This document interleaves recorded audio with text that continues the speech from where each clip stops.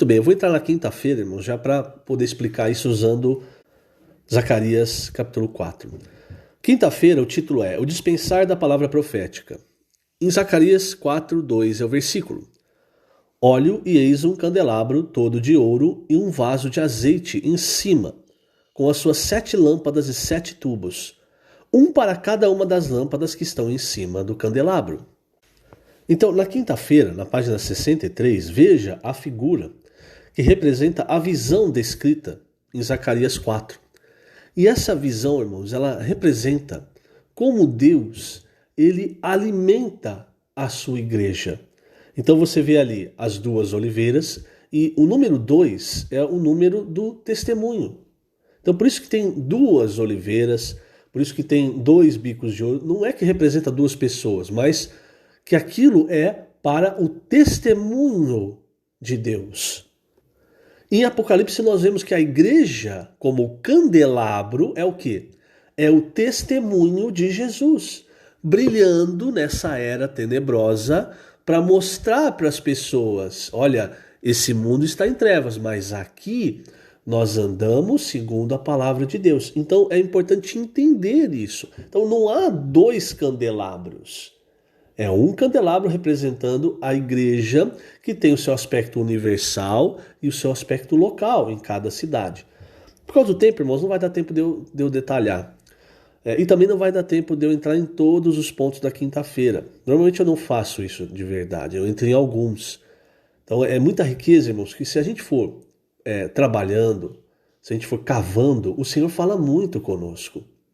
Então eu quero ler na página 63, o primeiro parágrafo, que vai explicar um pouco essa questão e nos mostrar o princípio da palavra profética. Eu quero dizer o seguinte, irmãos, antes de falar sobre isso, é importante entender. Quando a gente fala de palavra profética, se você olhar para o homem e procurar um homem perfeito, o único que você vai encontrar, que Deus usou, é o próprio Senhor Jesus. Então todos os homens que o Senhor usou para falar a sua palavra, a palavra profética, eles cometeram erros. Então não olhe para o homem. Moisés foi assim, Elias, enfim, todos, o próprio Paulo, irmãos. Então nós precisamos aprender a não olhar para a pessoa que fala, mas para o resultado do que está sendo falado. Por quê? Se é a palavra de Deus, irmãos, Deus está ungindo para que esse azeite que nós estamos vendo aqui esteja passando e fluindo para a igreja, então é o próprio Deus que vai confirmar a palavra e a pessoa. Se essa pessoa não é escolhida de Deus, pode ficar tranquilo, porque é o próprio Deus também. Como nós vemos em Deuteronômio 18, é o próprio Deus, irmãos, que vai tratar essa pessoa. Então eu vou ler página 63, o primeiro parágrafo. Quando Deus quer trazer uma palavra ao homem, ele não a revela a religiosos, mas a seus servos, que são os líderes orgânicos, os que realmente operam. Lemos no início de Apocalipse, nos versículos 1 e 2, revelação de Jesus Cristo, que Deus lhe deu para mostrar aos seus servos as coisas que em breve devem acontecer, e que ele, enviando por intermédio do seu anjo, notificou ao seu servo João, o qual atestou a palavra de Deus e o testemunho de Jesus Cristo quanto a tudo o que viu. Esses líderes fazem parte da figura no capítulo 4 de Zacarias e correspondem ao vaso que está acima do candelabro de ouro. Esse vaso representa os servos, mas eles dependem de uma pessoa para receber a revelação de Deus. Deus notificou João, que fazia parte desse grupo de servos. João faz o papel dos 2 bicos de ouro que estão acima do vaso, o qual por sua vez está acima do candelabro de ouro. Esses 2 bicos de ouro vertem azeite dourado, que é a palavra profética, que é a chuva que cai no momento certo. Então, das oliveiras, falando dessa figura, das 2 oliveiras, irmãos, que são o próprio Deus, o próprio Espírito, o próprio Senhor Jesus, sai o azeite, é dele que sai o azeite.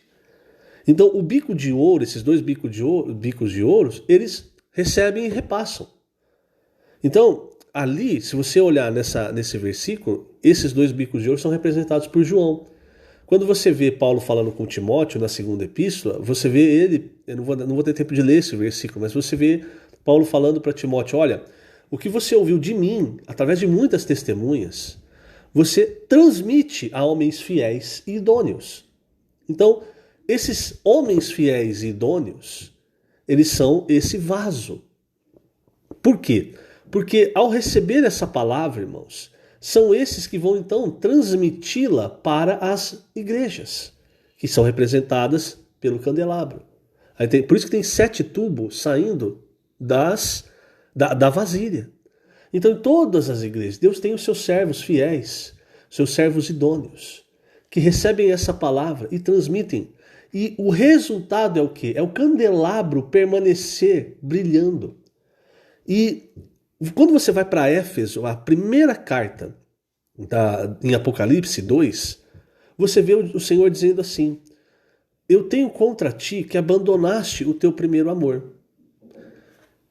Olha aonde você caiu e volta, se arrepende e volta à prática das primeiras obras.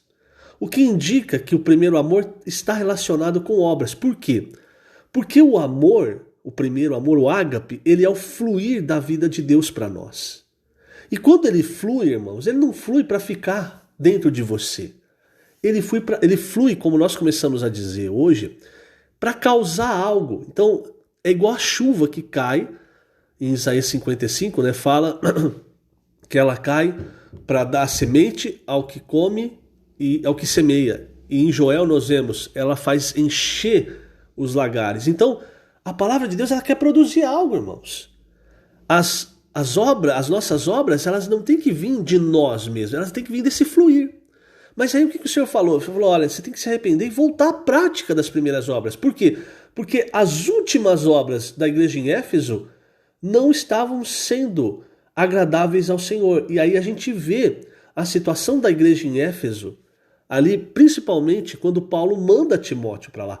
Havia um falar que ao invés de gerar a economia de Deus, estava gerando discussão. Olha só a importância da palavra profética. Porque é a palavra profética real, irmãos, que gera em nós essa economia de Deus, o amor, enfim. E aí, veja só, o Senhor ele fala assim, se você não se arrepender para Éfeso, eu vou vir e vou mover o seu candeeiro de lugar.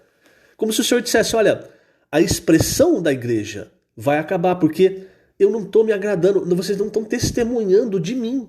Então, o candelabro é o testemunho de Jesus, que vem da prática dessas obras, que vem do fluir do amor. Você percebe uma coisa vindo atrás da outra.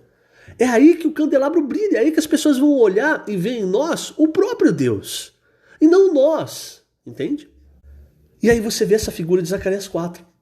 Quando, irmãos, está tudo ordenado, um embaixo do outro, quando o Senhor está mandando a palavra, e aí aqueles que são os vasos estão recebendo e transmitindo fielmente, a igreja, irmãos, ela brilha.